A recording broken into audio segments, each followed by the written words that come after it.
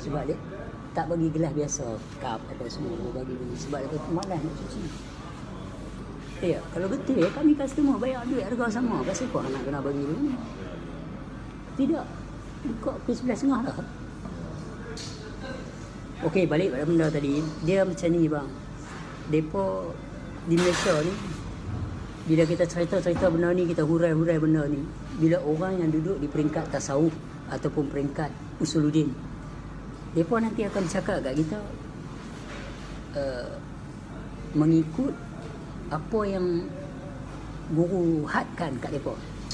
Tapi kalau yang budak-budak fiqh ni pula, depa nanti hentam macam mana? Allah dia hurai ni terjemah apa Al-Quran ikut suka hati dia. Baik. Kalau Al-Quran cakap beberapa ayat Allah suka orang mengguna akal fikir dia. Ada ayat banyak, berpuluh ayat. Lebih pada 10 ayat yang mengatakan sesungguhnya Allah menyukai orang yang menggunakan akal fikirnya. So kenapa bila awak guna akal fikir awak, orang kata tak betul? Quran tu tak dikursuskan untuk syekh, tak dikursuskan untuk guru-guru yang sekian-sekian. Quran tu ada untuk segenap umat manusia. So kenapa yang statement yang macam mana di Malaysia ni dari berapa tahun dulu, dari tahun 86 saya mula melibatkan diri alam tasawuf ni, walaupun tak heavy dah mula libat. Orang duk hentam pak saya. Kalau dia duk terjemah lagu cara dia, saya terikut-ikut. Yang guna fatwa ni memang kaji dan iyalah. Dia dulu masa fiqh pun bukan dia fiqh ikut begitu je. Dia mengaji usul tasawuf dalam fiqh tu, sebab kaedah tasawuf dalam fiqh tu ada. Tetapi yang jenis orang yang memiliki jawatan kuasa masjid ni, mereka merasa terganggu apabila orang kata mereka dulu mengaji apa tu. So bila benda duduk dalam satu rumah, benda duduk di dalam satu kawasan terceruk dalam kampung, satu pengajian, orang akan buruk sangka. Sebab orang duk ingat dalam masjid je tempat boleh cerita agama. Tapi masjid di Malaysia tak lagu masjid di Morocco, di Iran, di Turki atau di Indonesia. Di Indonesia dalam surau ada cerita bab tasawuf dan makrifah. Di Malaysia ni fiqh semata-mata. Kok lah ni baru nak terkeluar fiqh tasawuf kot, baru nak masuk, baru nak berani. Itu masalah dia. Bila kita jumpa orang nak jumpa, nak sembang dengan saya, kadang-kadang saya perhati mereka duduk di tasawuf lagi. Jadi nak pecah sembang tu kadang-kadang takut tak sampai. Sebab apa? Dia ada wadah wasbah dia, qasad taruh ta'yin Allah Muhammad Adam ni semua nak kena pecah. Kitab kerukunan tu kat diri kita 13 tu. Tidak, dia tak sebut 13 kali dalam surah Ar-Rahman tu. Nikmat apa yang kamu bisa tahu? So benda-benda ni tak boleh nak cakap apa. Bila kata kita bercakap di sana, mereka bukan nak berfikir. Kalau mereka mau berfikir dari sudut apa yang kita cakap, kalau mereka sedar mereka ni duk cakap pasal tasawuf menuju makrifah, aku belum lagi. Tak payah hukum. You realise that your capacity is not there. Why? Bukan sebab you tak ada guru, bukan sebab you sebab you tak tahu nak mula macam mana. Bila tak tahu, tanya, bukan hukum. Tapi di Malaysia macam tu. Ustaz-ustaz gemak buat lawak. Bila cerita bab tasawuf, bab makrifah, kok mana boleh pusing balik. Tak berani saya nampak. Tak berani tebus. Sebab apa? Cari makan. Sebab dibayang.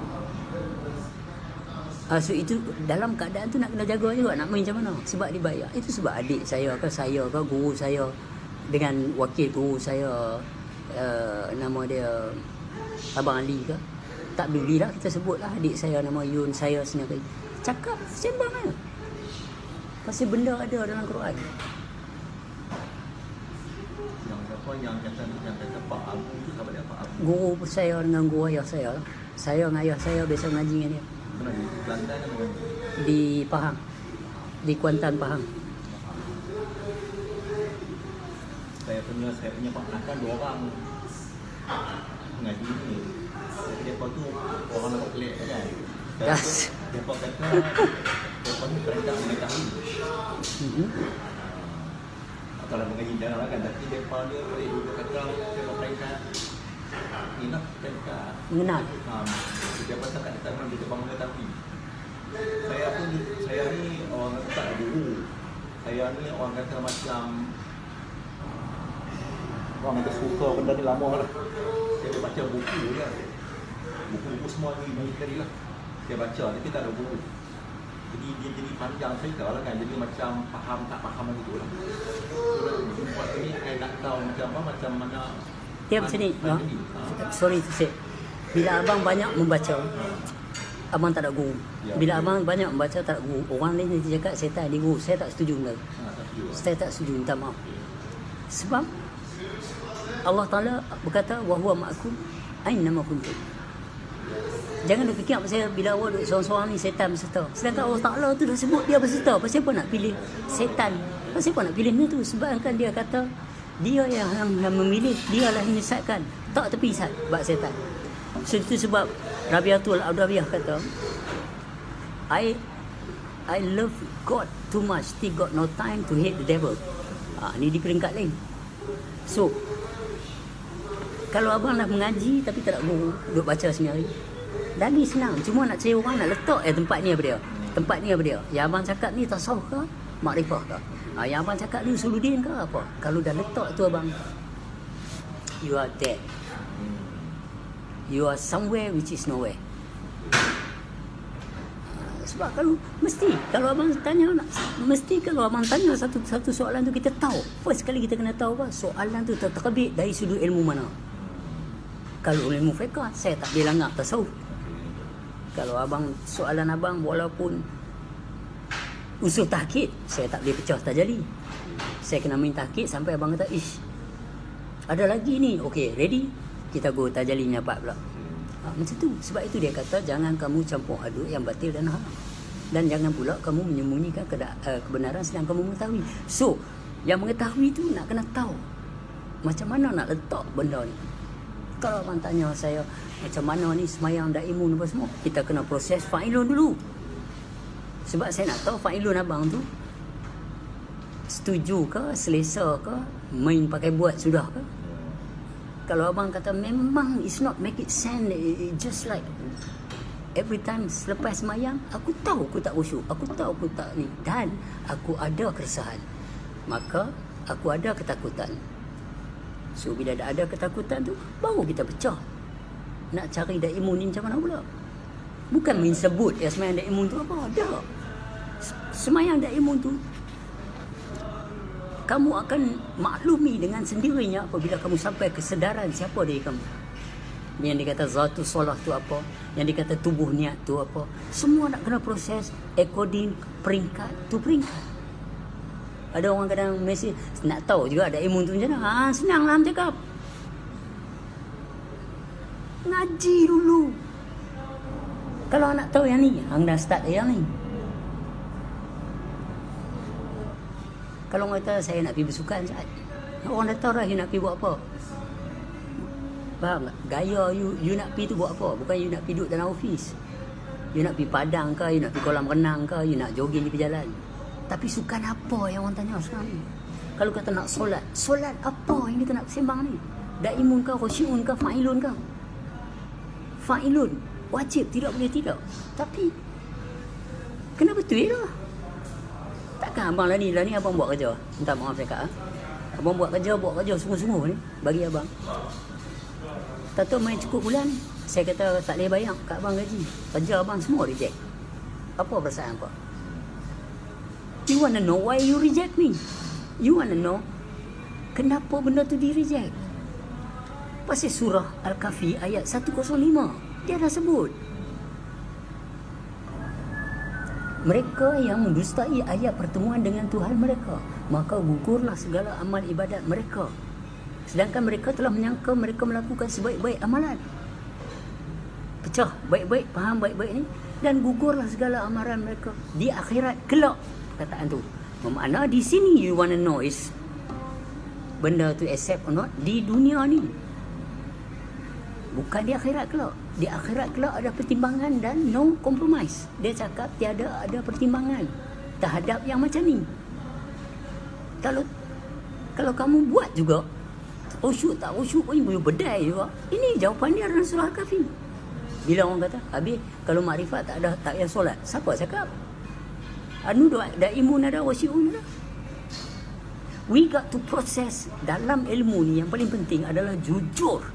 Yang paling penting adalah jujur toward your own self, toward your own thought and emotions.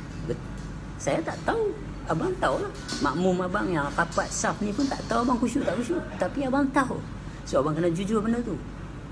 So kita proses benda tu. Ya lepas memang aku mengaku aku tak pernah khusyuk dalam tawar tu. So how do you feel? Aku tak kisah lah, aku buat. So saya mati persoalan persembangan dekat situ, pasal you tak kisah. Tapi kalau kata saya macam nak menangis ni Pak, saya nak kena tanggungjawab ni benda ni. Tumpang saya duduk atas muka bumi ni, akhirat kelak esok tak ada pertimbangan. Dalam surah Al-Kahfi ayat 105. So kalau abang ada keraguan begitu, baru kita masuk usul fiqh, usul tasawuf dalam fiqh. Iaitu tubuh niat tu apa, berdiri di antara dua niat tu apa dia, khawli fi'li qalbi tu apa dia, nafi isbat tu apa, panak bakhor tu apa, mauntu qalba anta mauntu tu apa dia, masuk lagi, kita masuk lagi. Yang dikata ada dia ni apa dia, qasad taruk ta'yin ni apa, ni bab semayang ni. So kalau abang masuk abang dijumpa satu bodoh tak lepas tak, pam, kita masuk tasawuf. Pencucian. Siapa dia aku mengaji, lepas tu masuk usul bagi. Pasal usul fiqh tasawuf fardu ain. Tak lengkap satu tak boleh. So kita kena tahu benar. Bila kata macam tu, solat ni tak khusyuk pasal baru kita pecah masuk nak cari ilmu pula. Nak cari ilmu usul fiqh tasawuf ni tak sat tepi, bukan buang. So nak cari solat dan ilmu ni yang mananya awak tak mampu buat. Abang biasa dengar tak dia kata hayya 'alal solat. Apa makna dia? No, marilah semayang, bukan falah, solat. Okey, hayya 'alal solat.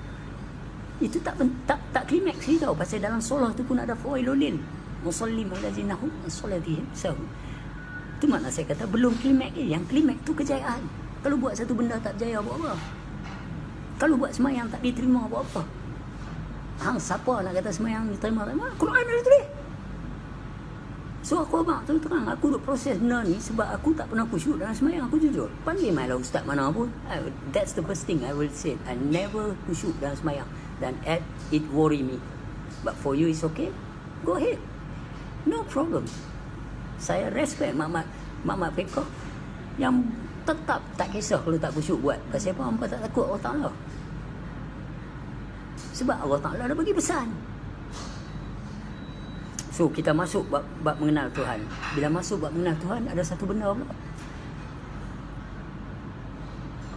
Awaludin ma'rifatullah. Awal agama mengenal Allah. So yang mana ni yang perihal agama, yang perihal salah benar ni, tolak tepi dulu Ustaz. Nak cerita siapa yang menyesatkan dan siapa yang beri petunjuk. Surah Ibrahim ayat 4. Surah An-Nahl ayat 93. Kita kenal yang tu dulu. Baru kita tolak, kita drop our judge-minded. Kita jatuhkan sifat hukum-hukum dulu sebab kita nak hukum diri kita dulu. So bila kita mengaji, mengenal diri kita, semak kenal, sampai ke satu peringkat tu, guru ke apa ke talqin kita siapa sebenarnya hakikat kita. Masa tu kita tahu kita akan jumpa satu department dalam diri kita yang menjadi kekasih Allah, arifin billah, mukmin, rahimullah. Dia itulah yang kita nak kenal. Bila kita kenal, kita tahu kerja dia apa. Dia satu saat tak pernah tuan. Itu sebab bila bahasa tu keluar, yang dia kata la ilaha illa ana tu, bukan kita cakap.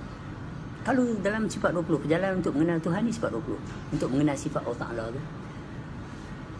Sebab dia kata innallaha ya'murukum an tu'adu amanati ila ahliha. Okey, so bila kita dah jalan untuk mengenal Allah Ta'ala tu, Bila kita mengenal diri kita, kita tahu fasadah jasad tak ada diri kita. So yang berkata-kata ni, kalam ni mulut, mayat ada, orang koma pun ada.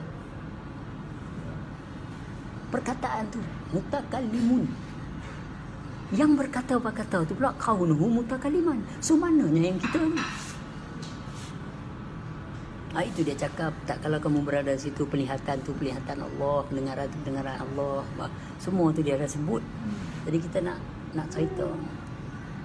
So bila sampai di peringkat ni abang akan kena teruk. Orang kata gila, orang kata sesat, orang kata tak betul. Sebab abang sudah berada di satu kawasan tak berhuruf tak bersuara. Tak berhuruf tak bersuara. Sebab abang tak boleh nak menterjalikan yang nyata itu kepada yang buta.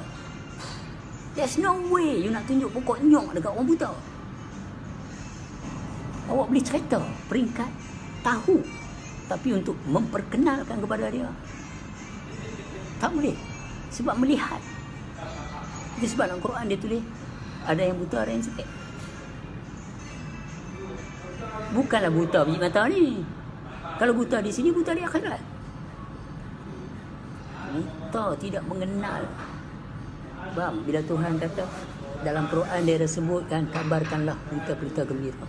Apa lagi berita gembira kalau menyedari bahawa Allah dan Rasul itu berserta? Allah dan Rasul. Wa fi anfusikum Rasulullah. So benda macam ni abang dah cakap.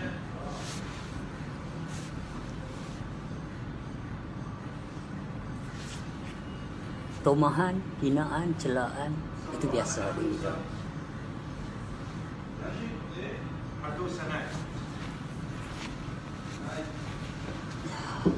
Itu memang akan melalui.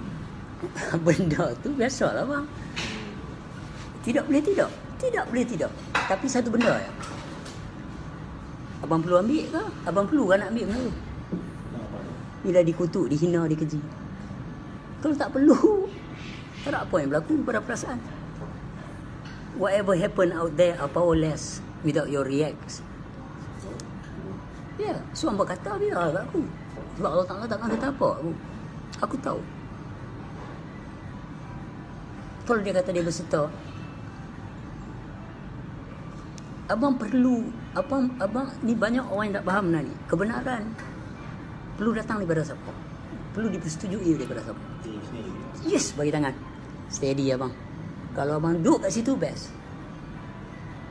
Itu sebab Tuhan kata dalam Quran, sesungguhnya aku sangat benci hamba-hamba yang mengeluh. Dia bagi tahu dalam surah, beberapa surah dia bagi tahu kat Muhammad tu, jangan bersedih hati pada orang yang menentang kamu. Wasawa'un alaihim anzartahum an lam tunzirhum la yu'minun.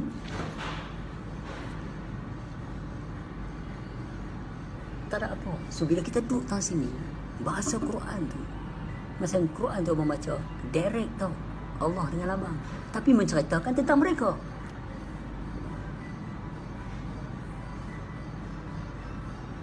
Saya nak cerita kat abang pasal orang. Sesungguhnya mereka itu ini. Bermakna you and me dalam istilah kami. Bila dia cerita pasal kamu pula, kenapa hal tu banyak penduduk dan tak tahu mana. Sebab antara mutasabihah dan mutasabihah. Quran yang khadim ni macam mana, Quran yang muhadas ni macam mana. So bila duduk tang ni bang, putih 4 kerat tak heran. Dunia ni hanya tempat mainan ni. Itu yang saya buat bang. Itu sebab saya kata mengaji jalan ni jangan takut dengan orang. Sebab jauh mana orang nak teman. Tiba-tiba bila kita kena lumpuh ke, stroke ke apa semua. Macam mana kita nak deal benda tu? Saya kena bang. Dalam hidup saya bisa kena. Kenapa? Tak boleh bergerak badan lah. Tu Germany je. Saya operate, lepas operate tu, kaki saya tiba-tiba tak boleh gerak 2 hari. Sekat badan. Mereka hantar saya pergi Kassel. Kawan saya biasa main melawat saya kat Kassel. Daripada Bremen, belah pergi Kassel. Kassel tak jauh pada Frankfurt. Di situ rehabs. Mereka buat pemulihan untuk nak jalan tak apa pun tak tahu. Orang tak tahu saya siapa. Berapa lama saya terlantar. And then how do you do? Belajar banyak mana? Nak tahu benda tu kita tak ada daya upaya. We are less than nothing. Kalau dia tarik satu sifat iaitu hayun. You ada hayat, tubuh badan, hayun pergerakan, hayun laju. Okey, pergerakan. Kalau dia tarik yang tu, awak tak bergerak. Sebab abang nampak bayang cawan ni. Pasal apa bayang tu gerak? Pasal apa bayang cawan tu gerak? Cawan kau. Cantik. Pasal apa cawan gerak? Ada yang bergerakkan. Ya, hayat, hayun, kaunuhu hayat. Orang tu gitu. Kaunuhu hayat. Kan dia kata kaunuhu aliman, kaunuhu muridan, kaunuhu basiran. Tu. Tidak. Dia tak lari tiga tu. Kalau ada basar, biji mata, orang buta ada, orang mati ada. Basirun, penglihatan. Kaunuhu basiran, yang melihat. So mana hak kamu? Itu benda-benda ni. Nak kena proses dan berani. Dan kan berani. Bukan berani pergi tumbuk dengan orang berani. Ni tak ada. Berani atas. Aku tahu aku benar.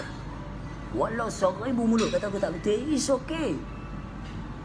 Ada sahabat-sahabat yang baik dengan saya mati tolong angkat di tanam saya. Kalau sesusah lu betul elok lah. Kat batu ke apa. Pasal banyak orang-orang masjid, orang-orang fiqh ni, kalau kata orang-orang yang mengaji lagu ni, dia pun tak main tolong bagi mani mayat ke apa semua. Banyak kes, bukan satu. Saya rapi banyak. Sampai macam tu sekali. Dia kata tu cerita apa arwah Kasim Ahmad. Saya pergi tengok.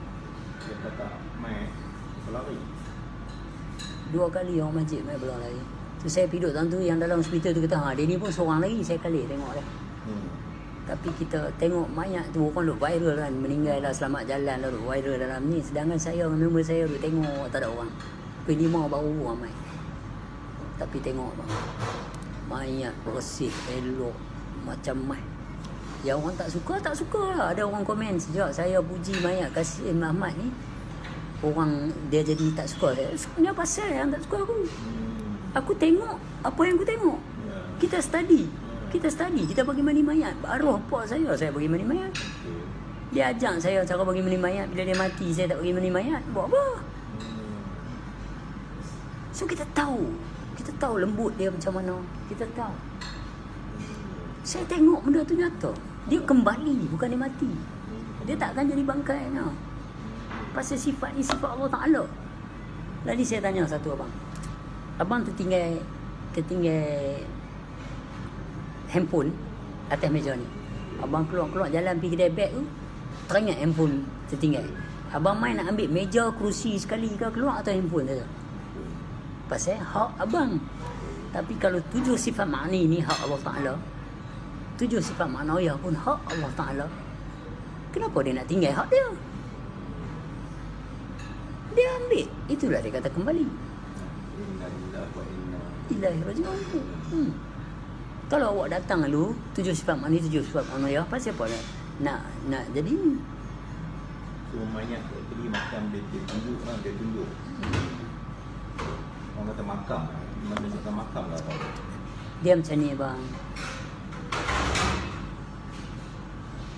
Kalau benda kita kembalikan dekat benda yang betul, terjaga, terpelihara bang. Kalau benda kita kembalikan, kita bagi kat tak betul, lama-kelamaan jadi sampah.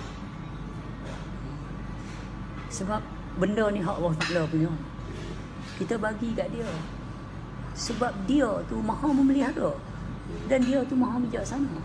Tengoklah tu kisah satu cerita Nabi Allah Ibrahim AS. Bila dia nak tengok qadar dan kebesaran Allah Ta'ala, dia ambil 3 burung yang berlainan, dia cincang. Ingat tak cerita tu? Dia letak di atas tempat yang tinggi. Kata tergolek-golek, mula putih jadi putih. Yang burung warna-warni jadi burung warna-warni. Burung hitam jadi hitam. Sebab dia nak tunjuk tak mustahil bagi dia. Hari ni kalau orang ngaji kena tuduh sesat, dah jadi gelabah. Kita mengaji bukan nak orang kata kita betul. Kita mengaji tak perlu orang kata kita betul ya. Kita tahulah betul tak betul. Awak tak khusyuk dalam solat pun awak relax. Macam mana? So di sini dia kata, dia sebut beruntunglah bagi mereka yang menggunakan akal. Apa dia?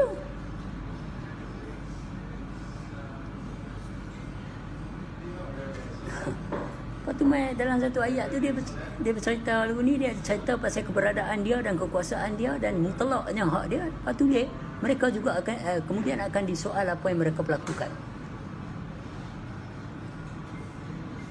Tadi saya tanya satu ya abang. Kalau abang minum kopi, takkan abang nak tanya saya, kopi ni rasa apa? Abang ditanya saya, kopi hang tu rasa apa? Saya tanya pasal apa? Kopi aku ni rasa pelik. Pasal abang tanya saya dulu, hak saya yang apa saya rasa. Lepas tu saya rasa abang, kopi abang memang kopi dia pun ni di Sweden ni, kita kat Sweden ni dia tak bergula tu memang pahit dia. Kalau di Malaysia kopi pekat, kopi pekat apa, kopi pekat hitam tapi gula bu. Kalau lepas ni tak bu. So macam ni cara dia. So bila abang nak cerita apa yang berlaku dalam abang ni, abang cerita itu hak abang, saya tak boleh buat apa. Kalau abang tak khusyuk dan semayang, itu tanggungjawab abang, bukan tanggungjawab saya. So I'm asking you something. Kalau yang awak kenal tu, yang awak nak kenal tu adalah Allah dan Rasul, so where is the problem? Kalau awak nak kenal menteri ke, raja-raja ke, ramai orang nak kenal. Dan ramai orang nak bodek, ramai orang nak tu. Allah Ta'ala kata dia suka dikenali.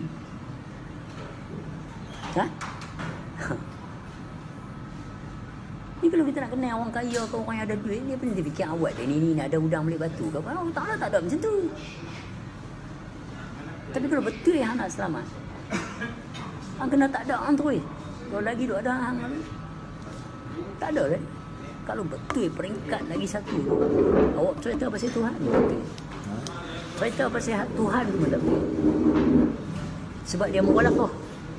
Dia kira nuhu binafsihi, mughalafah tulilah wadis. Dia laisa kamitslihi syai'un. So macam mana kita nak proses? Kalau satu di peringkat, I respect you just as who you are. Stay original. Be original and I be myself. Doesn't matter. Di sini saya bagi mutlak, abang-abang, saya.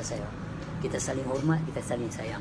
Kita tak kira sebab kita tahu siapa semangat you, siapa semangat saya.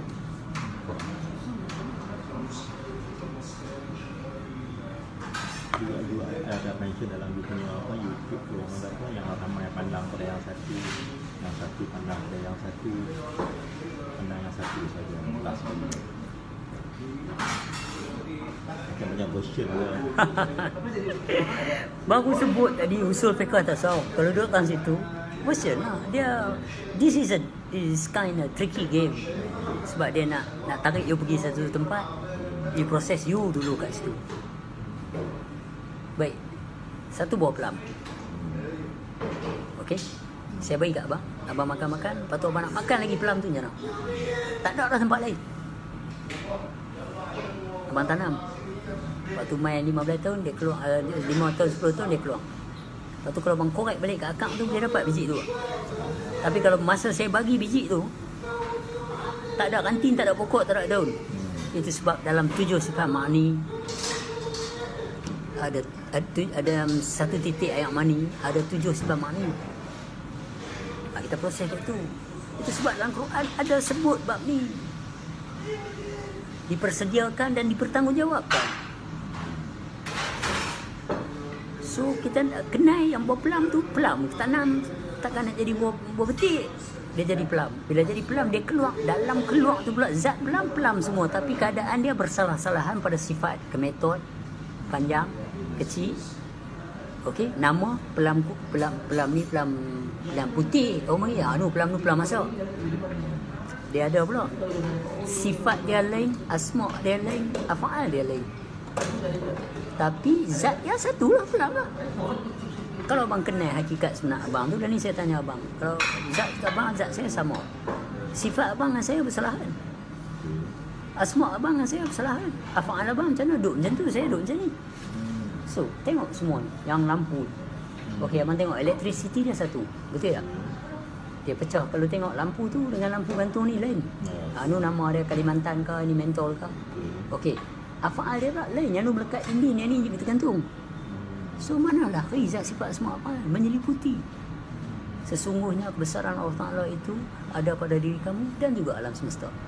Kalau you faham zat sifat asma apa itu, you nampak nyata.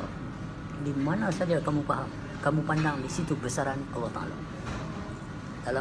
Dalam satu surah tu dia tulis wajah terus dia sebut. Tapi dia translate Quran ni dia tulis kebesaran. Sebab tapi kalau kita baca tu dia tulis wajah. Pandang wajah aku kan. Minum ah.